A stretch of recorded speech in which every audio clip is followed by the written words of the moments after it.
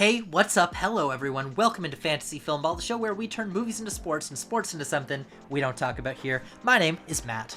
My name is Dyl. Today, we are talking about the cinematic event of 2023, Barbie. But before we dive into that, make sure to comment with your initial thoughts on this trailer. I know you have them. Like the trailer says, if you hate Barbie, this movie's for you. If you love Barbie, this movie's for you. This trailer, it's the same thing.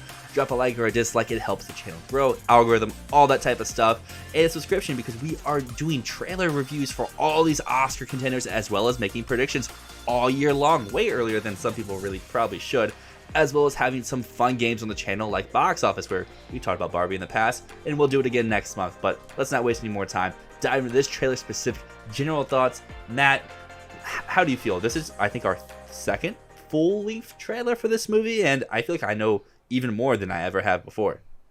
Well, let me just say, this Ken is excited. Yes, I think that this looks so fun. It looks like one of my favorite movies of the year. I love that this movie trailer was giving me some Beau is Afraid vibes with like the traveling scenes. It did. So funny. I just love everything about it. Every single joke in this trailer landed for me. Ryan Gosling is just leaving me in stitches. I cannot wait for this movie. Way more than Oppenheimer. This is my number one most anticipated of that weekend. So I can't wait to see it. How are you feeling about this? For that weekend at least, as long as I'm not doing a event for work, I am doing both back to back. I don't know which one I'll lead into first. I don't know if I want to start happy and then get dark, or if I want to start dark and then go into this dreamland essentially, because I think what this trailer excels at even more than the last one is giving you the sense for like what you're getting yourself into. I feel like that first trailer, I mean, it was a teaser trailer and it set you with vibes, visual vibes, and this one is more of what you're actually indulging in. I think the Ken stuff is hilarious. I think Margot Robbie's doing something a little bit different than I thought she would, but it's working for me so far, and I'm intrigued for what they're actually going to, like what their journey is. I feel like that could be this movie's downfall, but at this moment, I'm really excited for this movie as a whole. So, because we are an Oscar channel, we are going to jump into some Oscar predictions here. We're going to talk about all the categories that this movie is contending for and our thoughts on whether or not this is looking likely for a nomination. Now, just so everyone, if you've been watching the channel, you know that as much as I'm excited for this movie, this Ken does not think that this is going to be an Oscar thing. I know Greta Gerwig has had 2 Oscar-nominated movies, but this is what happens with every director. Not every movie can be an Oscar hit, even if it's great. Well, this Barbie and this Ken is a little bit more optimistic, just not that optimistic for picture and director. Warner Brothers, they have a lot of contenders this year, and 3 Best Picture nominees is a little bit out there for me. Dune, Color Purple, they make a lot more sense on paper. Here are our thoughts about both those movies in other videos. But Warner Brothers, they got a lot. Push one to next year. Don't, because I'm excited, but do for your Oscar chances. Director, even if you think this is winning Best Picture, I don't see how this makes it a director. It's a screenplay picture thing. It's not a director picture thing. And right now it's just outside the 10, but if something like just falls on its face, this can easily get in. And I think this film's route to Best Picture solely comes from box office. If this is the hit of the summer, 200 plus domestic, which is a high bar to clear, but 200 plus domestic, and people love this movie, they will rewatch, and this becomes the icon that Everything Ever All at Once was in terms of like the social realm, then it has a shot. But until that happens, I can't dive into that yet. Honestly, I think it needs to be more than 200 million. I think it needs to be like a Top Gun level success or comparable to Top Gun in order to break past the barrier of being a silly little movie that people aren't going to take seriously. I think that it has such an uphill battle to be seen as worthy of that level of attention. So that's where I'm coming from on this. Is I don't see it being a Top Gun level success. So I don't know, but that's it. In director, if this does get into picture, director makes sense for it because it looks like a bold and audacious vision for a filmmaker, and so if it's in picture, it comes along in director, but I don't think it's in either. Personally, I'd have this at like number 18 for Best Picture at this point. I have it very, very low. Yeah, I definitely see the angle. As we're going to say here numerous times, we're really excited for this movie. We're just a little bit, restrictive for its best picture because I know a lot of people out there are like, oh yeah, this is best picture, this is the best picture, this is best picture. Here, we're not going to feed you that. We're not going to say 20 movies are in the lineup. You can only have 10. You mentioned taking this movie serious, and I feel like even if this is a picture player, no one's going to take Margot Robbie serious in Best Actress. I don't see the angle at all for her to get in. She couldn't get in last year for Babylon. Even though that movie was divisive, most people came out of saying it. She was the highlight. If she couldn't win for some of her previous roles, and if she couldn't break in, she's had a weird history with the Oscars. Like, roles that you wouldn't think she gets in for, she does. Roles that you do think she gets in for, she doesn't. And I just... The early screenings for this movie have not pointed to her as the highlight. But you know who they have pointed to? Our man in supporting. Do you have anything to add for Robbie here in lead, or are we going to hop over to Ken? So I guess the only thing I'd say is Margot Robbie does look like she kind of holds the movie together with her kind of existential crisis that she goes through, but I don't think it's enough. But I don't think it's enough for her to get into Best Actress for it. I think that, she'll probably be very strong, but by the end of the year, I don't see an angle where she's top 5. I guess is the way I see it. But she's probably going to stay around like 8 to 10, 8 to 11 in terms of like where she is in terms of chance for nomination all year long. Someone I do have in my Oscar line for the moment, even though I don't have this in picture, is Ryan Gosling. Do I have him at 1 like some people do? No. I do have him in my 5. I just feel like a lot of people are going to come out of this movie and say, he's so fun. We love Ryan Gosling. We don't nominate this guy. We don't give him the praise that he deserves. But you also mentioned something with Charles Melton in May December. And actually, May December is kind of part of a point of why I'm not sure that Barbie will make it into Best Picture. I don't see multiple campy comedies making it in. And May December being apparently a very high camp type thing. I think that if they go for one silly campy movie, it's going to be that and not Barbie. But yeah, in terms of supporting, I don't know if I agree that at the end of the year, supporting actor will be as barren as it looks to be right now. I think it'll fill up quite nicely.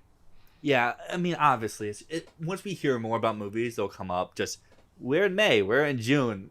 Got to reach somewhere. And you mentioned the camp thing. I think that's a great point. May December, if you still have Poor Things in your Best Picture lineup, that's definitely going to be camp. At least very comedic to a level. And I'm sure other movies will pop up. Dumb Money, some other ones that may not be as high, but still have a little bit of that factor in it. However, I feel like even if you don't have this in picture or director or actress or supporting actor, the screenplay's in the conversation more so than those other ones. Right now, I do have it getting in. I think I have this movie with 3 nominations in total. We'll talk about those in a second. 4 nominations in total. And screenplay I do have. It's my number 5. I don't feel great about it, but I feel like the love that it could go into picture and director and these acting performances will carry here at the minimum.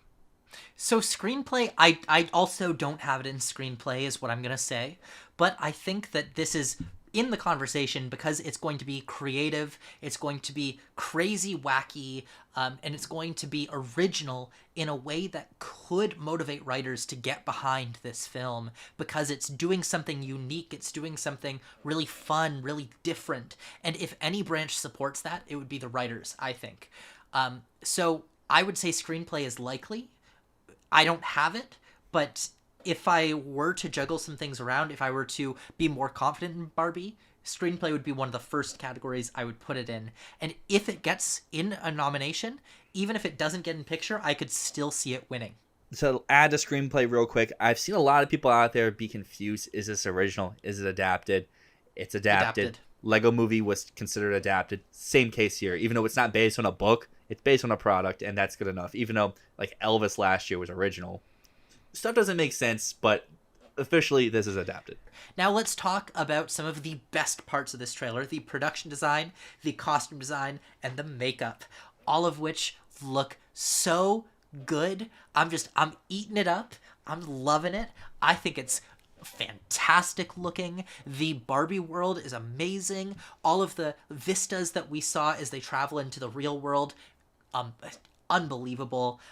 I think that this just looks gorgeous all around. But that said, the plasticky feel, the almost like Spy Kids 3D-esque look to the whole thing, while that's really charming, as someone who, just grew up seeing these commercials for these toys. I did not have Barbie toys, but I saw a lot of these toys on TV.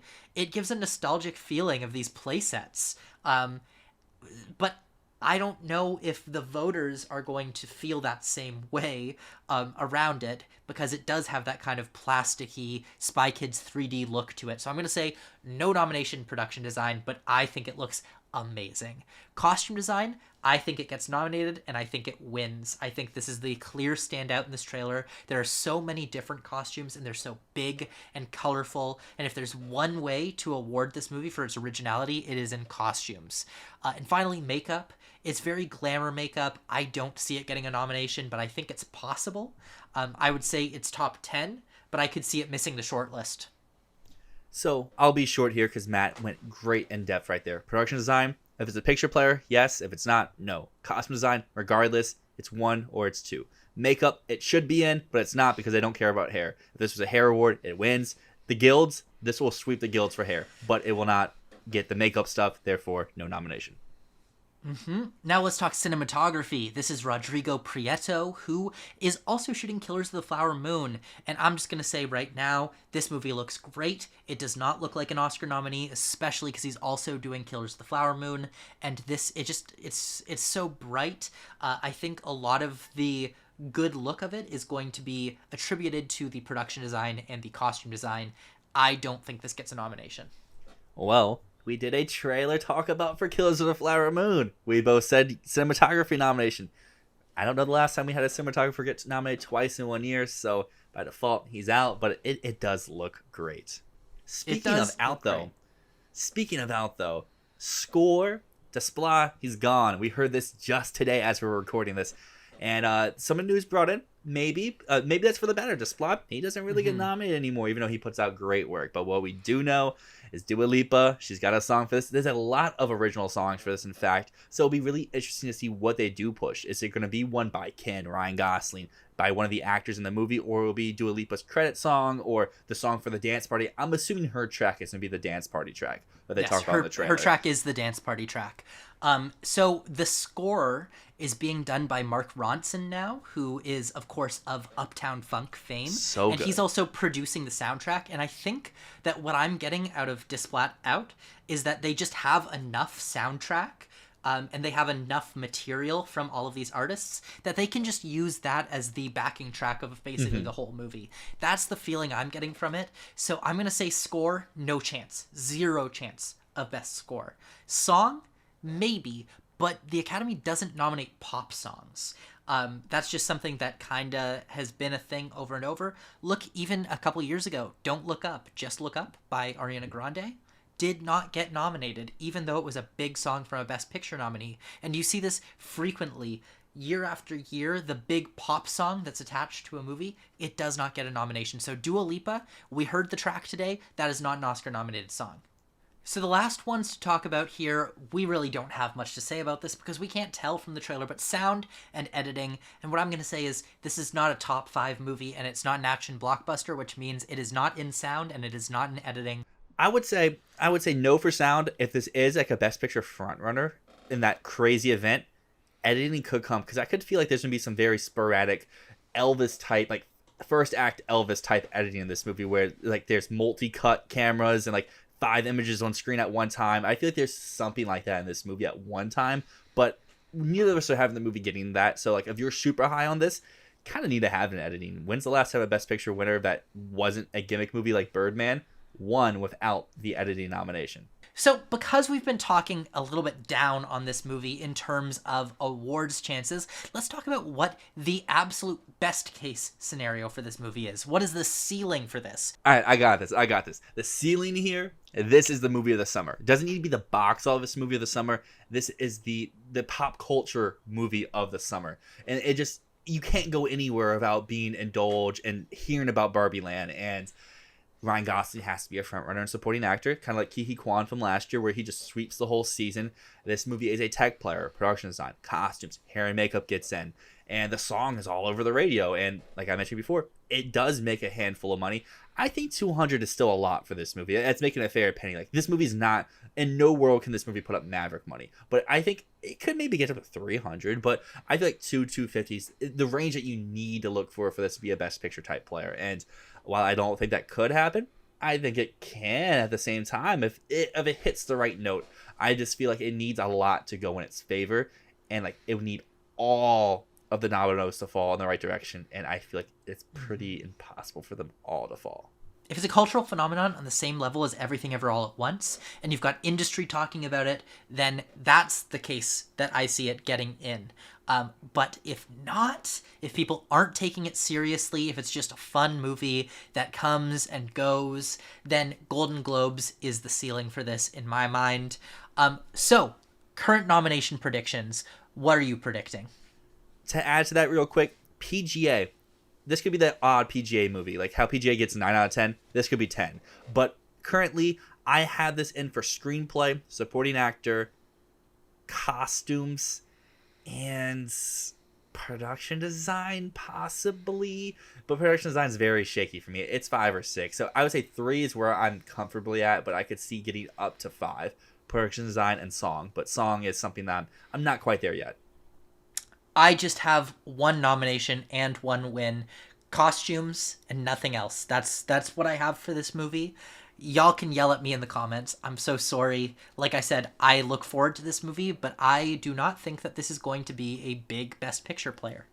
Well, with that being said, everyone out there, I already know you're already typing right here. Type in those hate comments. Let us know. Because, at the end of the day, hate comments, they still help us out. Algorithm, YouTube stuff, it's weird. But let us know what your current nomination tally for Barbie is. Are you across the board player? Are you more like in the middle as me? Or are you at the bottom as Matt? Because I feel like if you had this getting 0, you're just wrong. I'm gonna hand you your L right there. Costumes, yeah. I have it winning as well. At the end of the day, it maybe won't win, but it's getting nominated. Yeah, this is like Cruella, actually, in my mind. Yes. And Cruella got costumes and won, and it got makeup, but this doesn't have the same level of makeup that Cruella did. So I'm just going to say it performs like Cruella minus the makeup. Fair enough. I like that. Everyone out there, as I just said, drop it down, whatever you got to do. But until next time, my name is Dyl. And my name is Matt, and thank you for listening in to Fantasy Filmball.